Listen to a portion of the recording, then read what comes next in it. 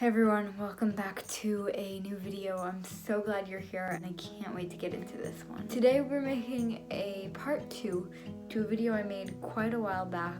I can't actually even remember when I filmed it. It was probably over the summer. And it is my favorite secondhand items, obviously, part 2.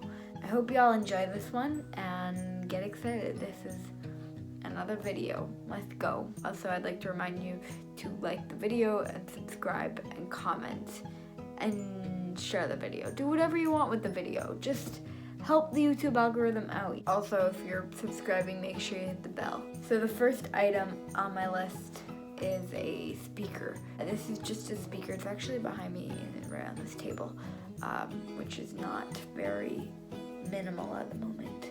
It's kind of just got some junk on it, but we can ignore it, right? Yeah.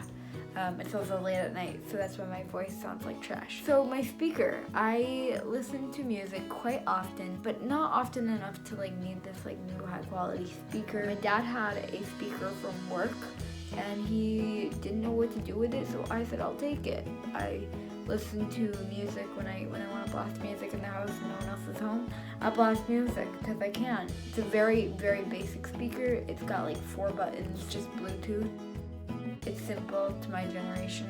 I just thought it was one of those items. It's it would have just gone in the trash or gotten donated and probably eventually ended up in the trash, and I'm benefiting from it. We didn't have to buy something so I could listen to music. It's nice to have and I use it, so why not? Number 2, we have cups and plates, and this one is pretty general, I would say, but it's also something I strongly recommend. If you are in need of any dishes, I really, really recommend you go to thrift stores and buy them, not just because they're cheaper, but because secondhand shops, or whatever you want to call them, usually tend to carry a large amount of them, so taking them will really only help them out. We also do have cups and stuff that have just been passed down from generations to generations. My great grandparents' cups and stuff like that, we just have sitting around. It's one of those things, it's we might not need it, but we do have them and they're nice to have, and it's better than them landing in a landfill. I'd also just like to note, you do not need to buy new cups and plates and bowls or whatever every time one chips or breaks.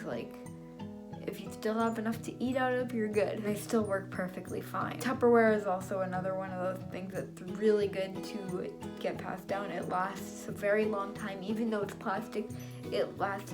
It's a material that is supposed to last for a long time. It doesn't break as easily because it's not glass.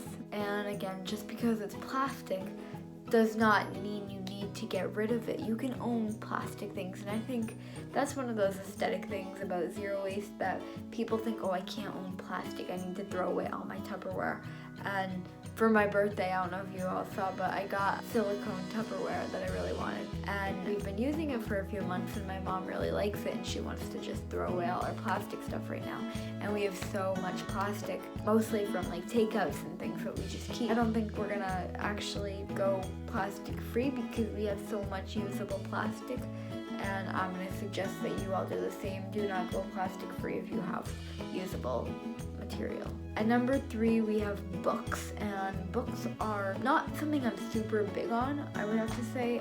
So to own books is kind of I don't really need to, and I'm not sure if this actually even counts as secondhand, but pretty much any book I read is either a book online found in a PDF, a textbook from my school, which I don't own, students share them, or it's a book from the library. So instead of owning books, I own a library card. And I've always just thought the idea of a library was genius, because no one reads a book so many times. You can't own every book in the world and read it a million times. And a library allows people to get a book for free, read it, and then give it back and know they could still access it if they needed to. Then it's available for someone else to use. I've also always had this dream of a puzzle library, which is a place where people can go and take puzzles and bring them back, because I think it's the same idea.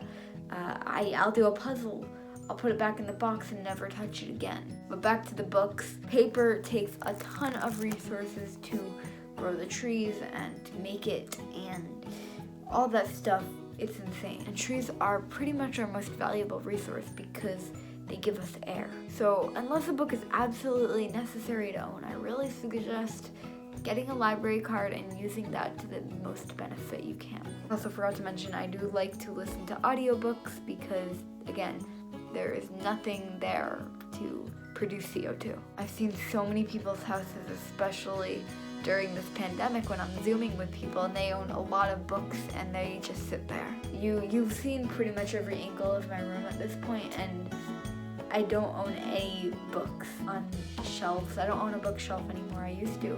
I don't anymore. I have one box with a few books. That's it. Choose to read intentionally and choose to read in an earth-friendly format. At number 9, we have my bike, and my bike is definitely one of my favorite items on this list. Last summer, I needed a new bike as I had grown out of my old bike. As a bonus, we were able to sell my old bike as a second-hand bike for someone else to use.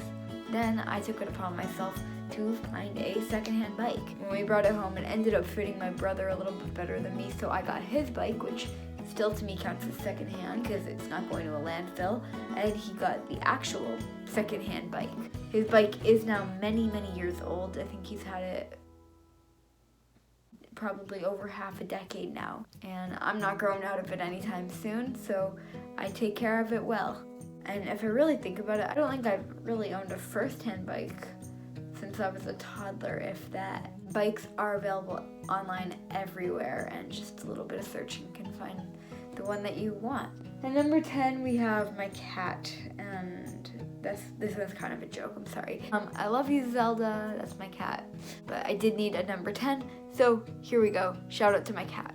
So we got my cat and her sister, who unfortunately went bye-bye about 5 years ago. My cat was a rescue cat, which is one of my favorite things to do. I really strongly believe in rescuing pets and animals, especially cats. I know it can be a little harder with dogs, which have a little bit more personality, but cats are almost all the same to me. They're like, you're lazy, you're cuddly, or you're feisty. She had already been owned, but ended up back in the shelter where we found her. And this example is the clearest example I could think of something that you own but love so much. I love my cat so much, probably more than any first-hand item I own, and especially as much as any newborn kitten I've ever seen. I hope this video was interesting to listen to or watch, however you consumed it, and the next time you go to buy something, I hope this video will inspire you to go look secondhand first. At least start with the looking, build that habit. Again, it's not very difficult to find things secondhand and used nowadays when everything is available online and there are so many secondhand stores. It's becoming the trend. Ask people you know if you think they'd have something too. Don't forget, if you are gonna declutter, to try to sell your own items secondhand. Until next time, peace.